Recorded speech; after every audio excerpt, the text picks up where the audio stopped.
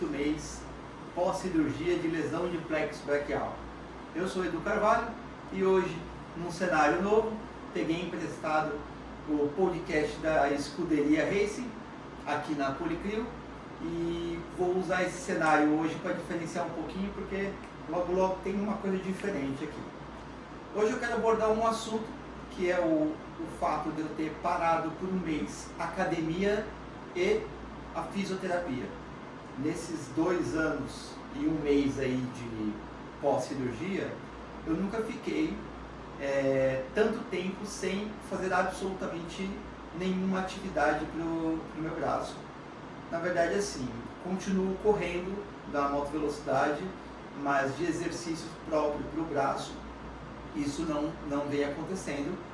E coincidiu de cair numa época do ano que é muito fria, né? E que teoricamente a gente teria mais dores no braço. Mas como aqui em São Paulo o tempo nunca colabora muito, hoje, por exemplo, chegamos a 36 graus de temperatura, então assim, meu braço, realmente as dores que estão tendo são mais pela falta de movimentação, né? Eu venho agora no final do ano com uma certa atividade dentro do meu trabalho, que acaba exigindo um pouco mais de mim. Eu acabo não conseguindo dividir muito bem o tempo por causa da movimentação diária e acabei neste momento, como eu já falei em vídeos anteriores, eu venho numa fase complicada da minha vida, então eu tive que saber dosar isso. E nesse momento eu precisei parar um pouco as minhas atividades, mesmo porque o cansaço que eu venho passando tá me afetando muito. Mas é uma coisa que eu pontuei, agora eu preciso fazer algumas coisas, vou fazer, e depois eu retomo isso.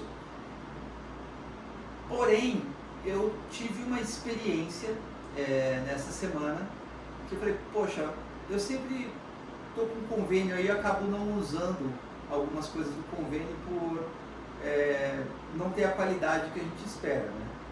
E eu acabei fazendo um teste de voltar a fisioterapia que eu fazia no início da lesão, quando eu comecei com todo esse processo de recuperação, e que é pelo convênio, né? E é uma coisa um pouco mais de grupo. E eu posso falar para vocês assim que é perder tempo, cara. De verdade, eu nunca pensei que eu pensaria nesse formato, mas como nós somos auxiliados dentro de um trabalho de plano de saúde, cara, é vergonhoso. É uma coisa que a gente paga. De verdade, esse convênio parece que ele só serve se você tem alguma coisa muito grave. No meu caso, quando eu tive que fazer a cirurgia e tudo mais, que eram valores bem substanciais, então o convênio, obviamente, que me ajudou muito nessa parte.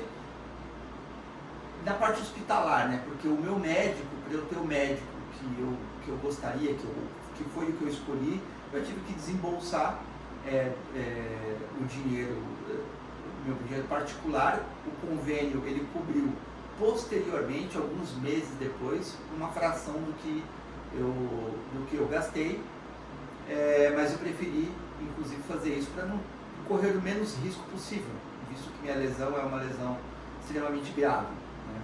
Então assim, eu fiquei bem decepcionado com o retorno, como eu estava acostumado já com uma coisa um pouco mais personal, tanto na academia, que eu tive que brecar por um tempo, exatamente pelos custos, como eu já falei para vocês também, o INSS cortou o dinheiro que eu tenho para receber, né, sobre a minha lesão, porque eles alegam que o meu braço tá bom, né, e eu pagaria muito mais para que isso fosse verdade. Mas como eu não tenho o auxílio do INSS, eu usava esse dinheiro exatamente para fazer a minha fisioterapia, fazer a academia.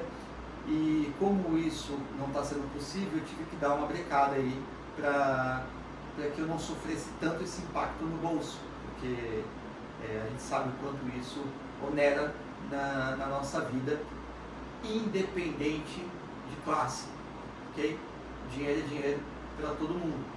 E quando eu retornei agora, eu de verdade fiquei bem decepcionado com... Eu acho que eu em casa, no meu conforto, eu consigo fazer, acho não, tenho certeza, consigo fazer exercícios e me autodirecionar melhor do que os profissionais que me atenderam.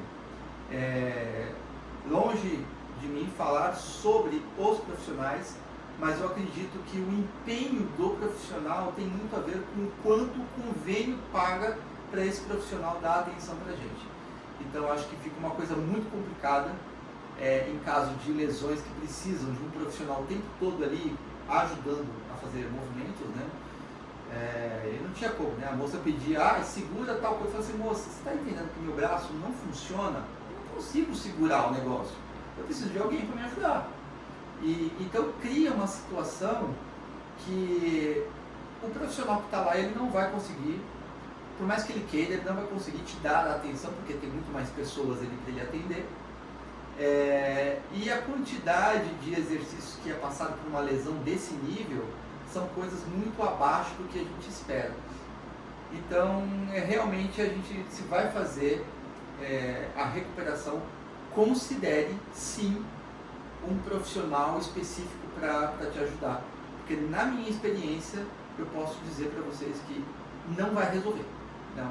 Talvez você não vai ter vai demorar um pouco mais para atrofiar o braço, um pouco mais para atrofiar o dedo, mas isso vai acontecer porque é muito fraquinho o empenho profissional dentro desse âmbito de grupal, né? Você precisa de alguma coisa realmente muito personal. Dito isso, eu quero passar por uma coisa diferentezinha agora. Eu nunca fiz isso nesse quadro, né?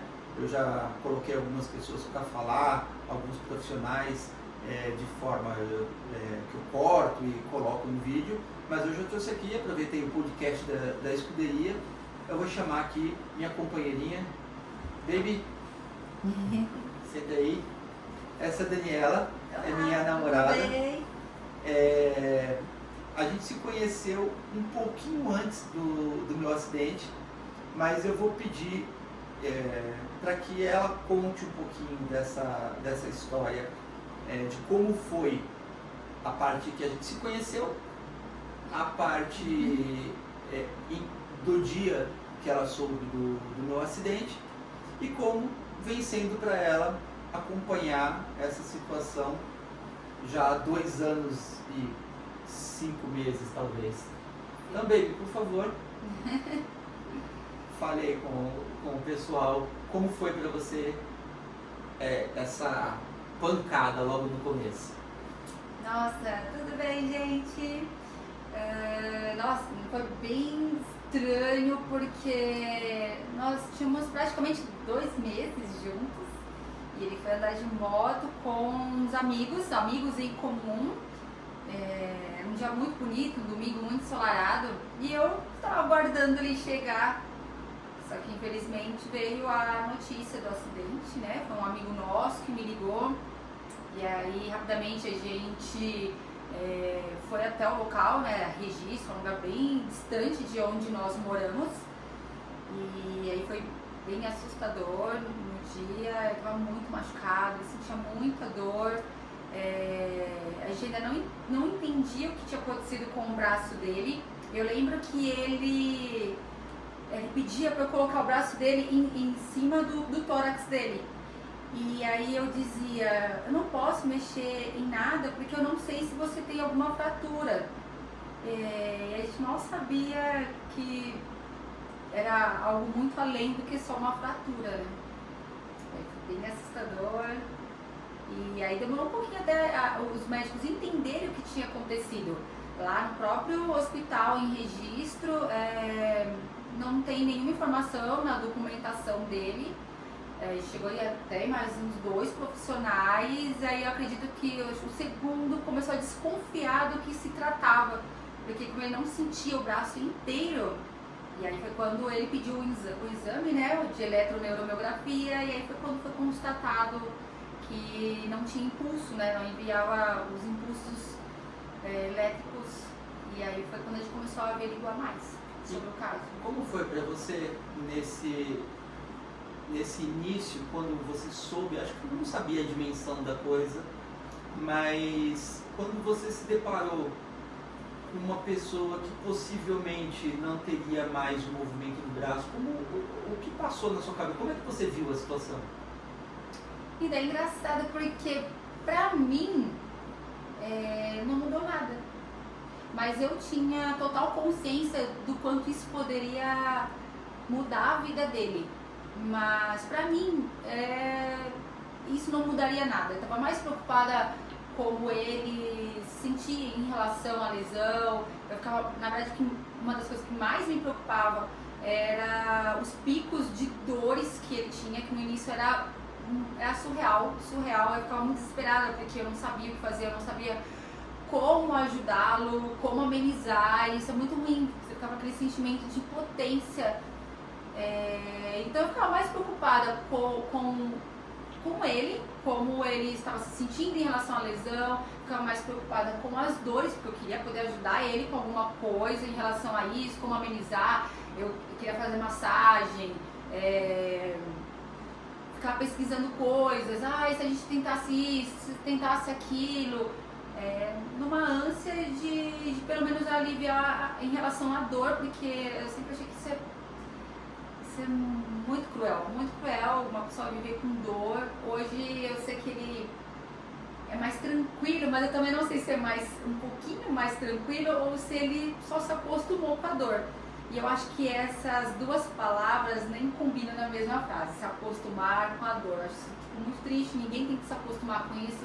Então era mais em relação a ele que eu me preocupava do que todo o resto. Eu achei que em relação a qualquer outra coisa isso não iria impactar no nosso relacionamento, mesmo muito recente, né?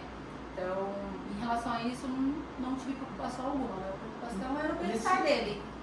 Em algum período do acidente até hoje, houve vitimismo? Você sentiu da minha parte vitimismo? Eu tô tendo que fazer aqui repórter meio que terceira pessoa sendo eu, né? Mas assim, você viu alguma coisa de vitimismo? Não.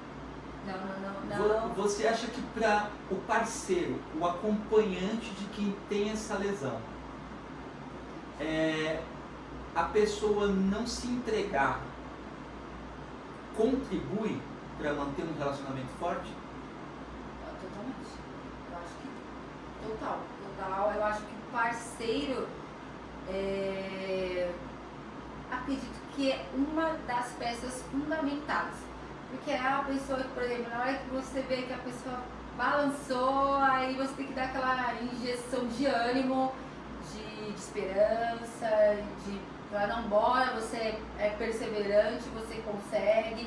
Eu sei que eu tive que fazer isso pouquíssimas vezes, porque ele é extremamente determinado, para tudo, não só em relação à lesão, mas para tudo. Ele é muito determinado, ele se entrega, ele é mais, claro, né? A gente sempre quer saber como isso pode melhorar, não só para ele, né? Porque eu acredito que esse canal aqui foi para ajudar outras pessoas, porque eu lembro que no início ele procurou canais que falassem sobre o assunto, não generalizando, mas uma boa parte era bem desanimador.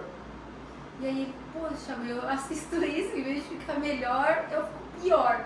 E aí foi assim que surgiu a ideia dele fazer isso, porque ele falou, não, eu quero passar uma mensagem diferente, e isso tem muito a ver com a garra, com a perseverança, com a vontade de fazer diferente, não só para ele, mas poder ajudar outras pessoas.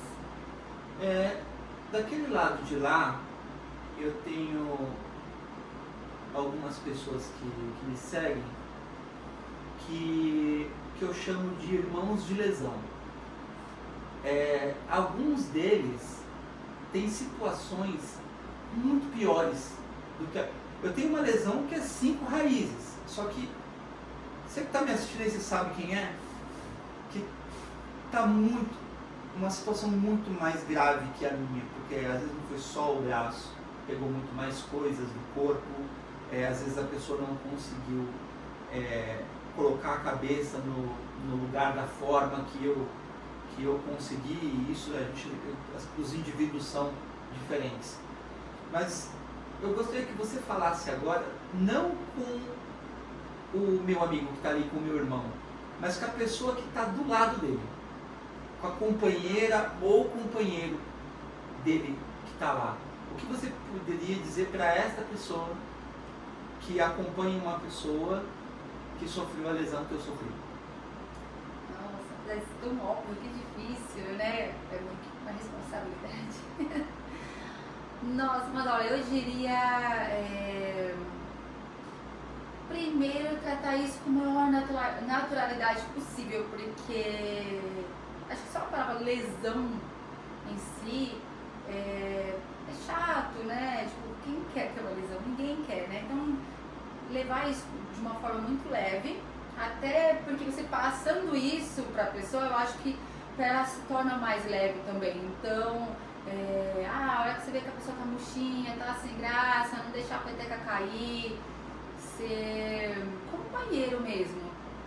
Sabe, na hora da dor, eu tenho vontade de fazer massagem, às vezes funciona, às vezes não, mas não perder as esperanças, não deixar a peteca cair. Na hora que você vê que a pessoa tá murchinha, dá aquela injeção de ânimo, não precisa falar da lesão, fala de qualquer outra coisa, alguma coisa que a pessoa goste. Vamos ver um filme bacana, vamos tomar café naquela cafeteria que a gente gosta, que a gente se conhecer, qualquer coisa do tipo, mas não deixar a peteca cair, não falar muito sobre, porque eu acredito também não ter que trazer, né, essa lembrança para a pessoa o tempo inteiro. Então, assim, tocar a vida como deveria ser, sem a lesão, sem ter que dar muito palco para ela, não que seja importante, mas é ruim ter que ficar lembrando o tempo inteiro, né? Já não basta a dor que sinaliza isso o tempo inteiro, já basta a dificuldade da lesão em si. Então, levar a sério, falar quando devido, mas tocar a vida como sempre deveria ser, sabe? E eu acho que a palavra-chave seria não deixar a peteca cair. Na hora que você vê que a pessoa puxou, que ela anda pensativa demais, colocando dificuldade demais nas coisas, aí é a hora que você fala, não, bora, vem cá, vamos fazer alguma coisa, vamos... me ajuda com isso, sabe? Tirar o foco da pessoa nisso, ocupar a mente dela com outras coisas, porque eu acredito que deve ser inevitável na hora da dificuldade, até para fazer alguma coisa, ou na hora da dor, você ficar pensando em várias coisas, sabe? Aquele loop infinito, se eu não tivesse ido, se eu não tivesse naquele lugar, enfim, nada disso vai mudar, o que aconteceu, e aí as coisas precisam fluir, a vida precisa continuar, né? Ninguém faz nada sozinho, fica a dica. Pessoal, esse foi o vídeo desse mês, espero que mais uma vez nós tenhamos conseguido contribuir de alguma forma, e próximo mês estamos de volta aí. Essa foi a Daniela. Valeu, pessoal, abraço, tchau.